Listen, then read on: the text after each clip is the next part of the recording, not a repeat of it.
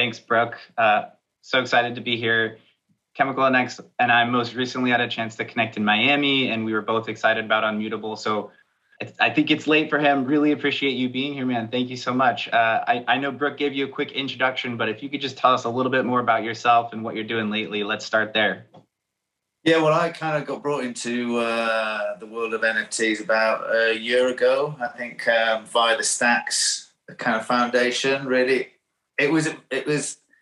I mean, prior to that, I've been an artist in a conventional sense. I've been out in, had a big show in LA. I do a lot of obviously real world art. Either some of it with a social content, some of it is just more kind of observational about culture. And somebody told me, or kind of brought me into the idea of what NFTs. I kind of was aware of blockchain in general, but for me, it was a real, I don't know, it's funny looking back at it because how I saw it and what I saw its opportunities are kind of quite different to how it's turned out over the last year. We should dive into that.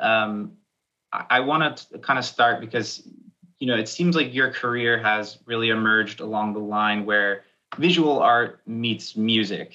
And that seems to be where some Web3, activity and projects are emerging. Have you seen that? And has your, background in visual art played out in the way that you thought it would with Web3? Or I think there's all of these things in terms of, and I guess you have to separate the difference between the content and the tools in which you deliver them and own them. And that's what's really interesting about this is that, to a certain extent, it allowed this opportunity where obviously a visual artist or particularly, a painter, somebody who works in sculpture, whatever it is, they have to tell their story in a single frame. And so there's nuance and levels of understanding and revelation within a piece of art. Whereas everybody else has time. Everybody else has, so music, poetry, writing, dance, whatever it might be, there is chronology. And as soon as you've got chronology, you can tell an amazing story. You can tell a joke even, whereas, so immediately for me, it was this opportunity of, well, how about marrying these things? Instead of potentially about just illustrating some piece of music, how about trying to create a piece of art in terms of something that isn't merely decorative, but should have some sense of drawing people in and engaging with them. I mean, not all art needs to do that, but the most successful art engages people on an emotive and an intellectual level. So I think this is all about, it's an entertainment channel to a certain extent, all this stuff, music, art, it's storytelling. And so I think that's where it's going to come from. Static images are missing an opportunity in terms of what all this means. Digital art means that there is this chronology that doesn't exist in all this stuff. So why have things that are very static? Sure. We're going to hear later today from, I think, a lot of exciting projects that are trying to blend sort of what you're saying there with the chronology, with the story, with something more than a static image NFT to go along with the music that is in itself already telling a story. So I like that perspective. Do you think that, given NFTs sort of exploded around this, pixel art and flat frames, as you're saying, as it evolves, do you think that the addition of music is natural, and do you see like one leading the other, or vice versa? Well, look at it this way: if you're aiming to try to engage the people you're speaking to engage them with the concept of what it is or the story that you're wanting to tell, music is the most fundamental way of engaging with somebody. I mean, from primordial times, the idea from beating of a drum to folk songs for telling, stories across the ages. That combination of music and lyrics and, I've never stood in front of a piece of art and had the hairs rise on the back of my neck, but with music I have. It can affect you on a physical level. So why would you not, if you had the opportunity as a visual artist, look to try to do something where it's both of those things? It draws you in and it's in some way tells that story in a stronger way. Yeah, I can identify with that feeling of hair on the back of my neck raising. I had that this morning with Lucid Set already. So we're off to a great start. I'm curious, you're so comfortable, and you've worked with so many artists on the visual side and sort of marrying that with the music itself. Can you tell us a little bit about what that process is like as you go back and forth? And then if that's changed at all as you've moved into NFTs, or if it's remained largely the same?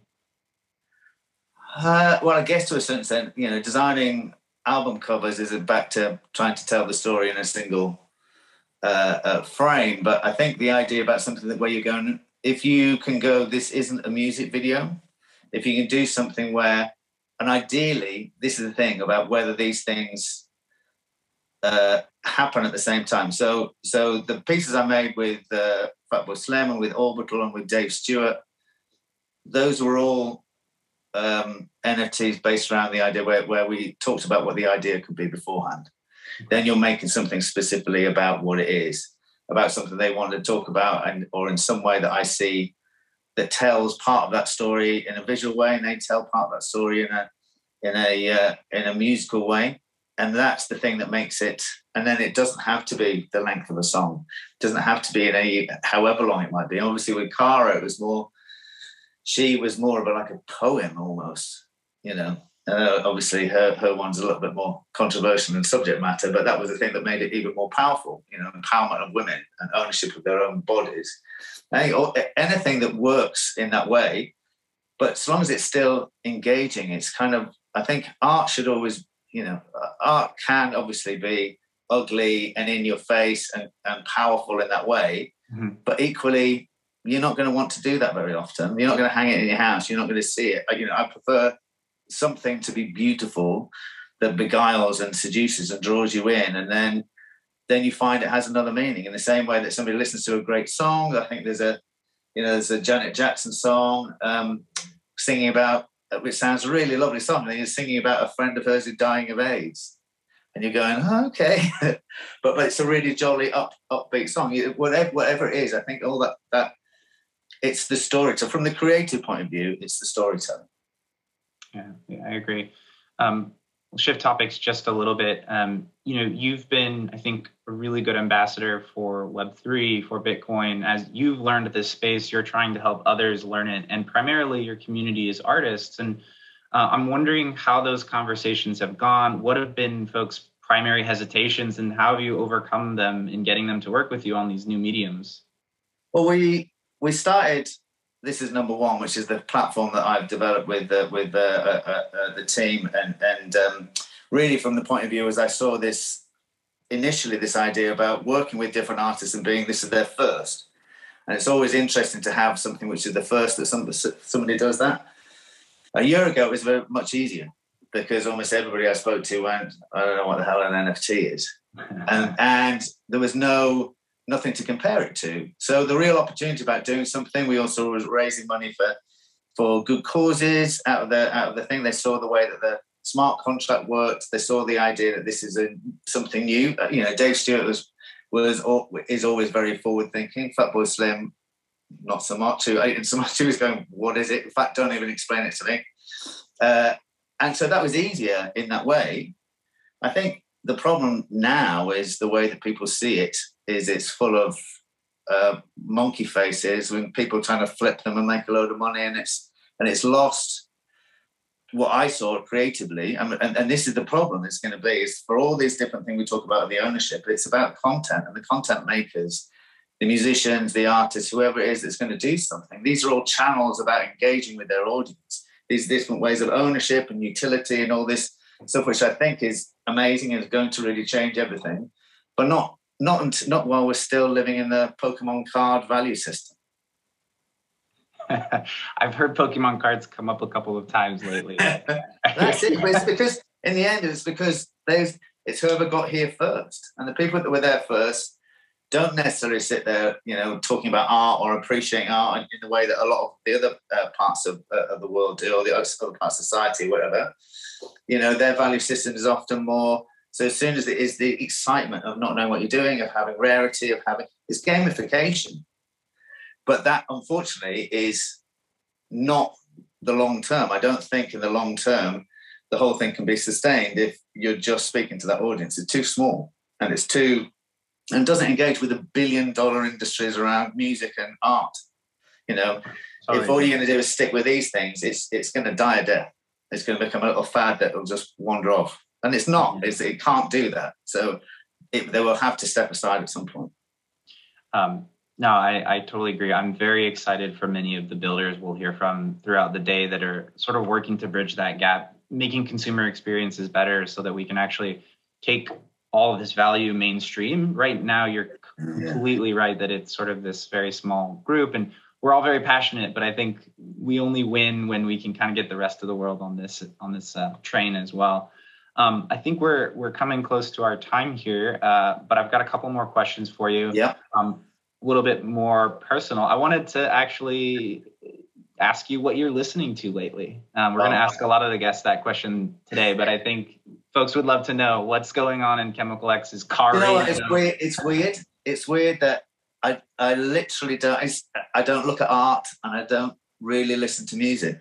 To a sense, I don't know if it's Busman's holiday or whatever it is. In terms of or the fact that I don't have the time to devote to do something. I love all types of music, so I'm more likely to listen to a really good radio station. Maybe in the UK, there's Six Music where you'll hear a lot of eclectic stuff. I love the discovery of it, but I don't have the time to discover it myself. So listening to something where you just get particular shows or particular DJs who introduce you to different types of music. I always love that. I love diversity, whatever it is, rather than necessarily listening to the same thing or a particular one genre. So I don't seek it out. I wait for it to find me. So. Great. And I want to give you a minute here to. Looks like we have a little bit more time actually. So I'm gonna go back to some earlier questions. Yes, I'm excited. I thought we were gonna have to cut you short, and that would have been sad. So wonderful. Let's go here first and then I'll come back around. So you mentioned this earlier, this is number one. I think for the folks who haven't been following that project, could we get a little background there on exactly what you're doing and why? And then I'll have a couple follow-ups. So this is number one is based on or built on Stacks, which resolves on Bitcoin. So that was really interesting. The guys that got me in, Jim and Dash and the rest of the guys that initially, I saw that they explained what Web 3.0 meant in terms of open source, in terms of taking away the power of all this. From a socialism type of way, I loved it. That's much more about where I see things. And so I like the idea. Equally, there was no platform there. So that's why we built this as number one, because I couldn't go it wasn't going to be Ethereum, not going to go on OpenSea. I'd rather have something that was totally unique. And that's kind of what this is number one is going to be, in terms of there's different bits of art in there, but there's the utility and the things that opens up. I think that's why I see a lot of these things are the real value of something, that these become fan club badges or a way of, when you connect your wallet, it'll read your NFTs and then you go, oh, you come through this door or you get this thing, or you have this enhanced thing, which is again either early access or exclusive content or whatever it is. That's the community element that I think is always going to be very strong. Yeah, I think a lot of the artists that I've been working with lately are really thinking of this whole space as just a way to build a deeper, different, new connection along a different medium with their fans. Absolutely. And I think artists can do that. Yeah, I really liked that you brought up utility. That's going to be a pretty hot topic today. Is there anything in particular that you've seen out there or that you've done with your own artists that you were particularly excited about, or think, hey, that's really the direction everyone's going to be going eventually? Well, I'm about to do my real art that was out in LA, stuck in a warehouse for 2 years with COVID, has now been flown back to the UK. It's going to go into a nuclear bunker. Okay. Then it's going to be hung, lit, filmed, and the doors are shut. It's going to be then split into 25,000 units, and then people own it through owning these things. But equally, what they get is different variety. So some bits are very small, some bits are more. So there's a rarity and a more prominence within how that's done. You'll go in, you'll connect your wallet, and you'll see which bits of the whole collection. But equally, that will allow you to go to the bunker, make an appointment, take 3 friends, go to the bunker, and actually see the work itself. So it's going to be quite interesting where these things meet. I think it's the same as you're doing with music. It's where new technology and old ways meet, that something really interesting happens. And it can't exist in vacuums. Yeah, I like that. That's another theme for today. Is like, I think we have a lot of work to do in bridging and building connective tissue between this innovation, this technology, and then how people actually use it. And then not only that, but like how they redeem said utility, and how that all connects to, say, an in-person experience like yours, access tokens, things like that. Cool. So I have one more sort of bigger question for you. It's a lot of things that artists have to consider, both musicians, digital artists, and so forth, before they are going into the space. And something I've been asking a lot of our guests, and will ask later today, is what are the kind of initial conversations that come up? I asked a different version of this question earlier, but I really want to understand what kind of education you're giving either to users or to artists that has been working for you, because you've been able to bring some major names into the space. And I think there's a lot to learn from whatever those conversations you're having, because they seem to be working. Yeah, I think, well, it was possibly timing in a lot of the cases, but certainly the idea of one is give them a creative reason to do something, give them something where they feel where they're actually they're expanding their practice in whatever it is, as an artist or as a musician. They're actually engaging on it in a new way. It's a new medium. It's a tool for doing something. It's not something that owns it. It's not just and if you do it right, you make new things. You create new ways of doing something. But equally, NFT is not, in fact, NFT is a bad word. It's just a digital way of owning. It's an ownership thing. It's an ownership and a value proposition, and about utility, and about, they say it's much more this badge. It's much more a way of engaging. Whoever holds this thing potentially is allowed to do things, and to identify as being early or late or whatever it is in terms of coming into. That's how people want to be. It's lots of little tribes, but it can't be just about flipping it. The value's got to be the entertainment, the engagement, not about whether you're going to sell it again. Most of those things that people have got have sentimental value, and that's what these things should be relevant to memories and experiences. Then you're going to look at them and you're going to have a real warm feeling about them, rather than something where you're going, oh, I bought that for this much and I didn't sell it for that much. That's the cost of everything and the value of nothing. I completely agree. And I think that a well-designed NFT is almost one that the buyer never wants to give up. And I think that's a perfect note to end on. Chemical X, we really appreciate you being here. We've got to move on to our next panel. We've got a packed day. I hope you can stay tuned, stay in the chat, talk to some folks. Really appreciate you sharing your perspective, and I'm sure we'll see you again soon. Yeah, not a problem. I shall see you again.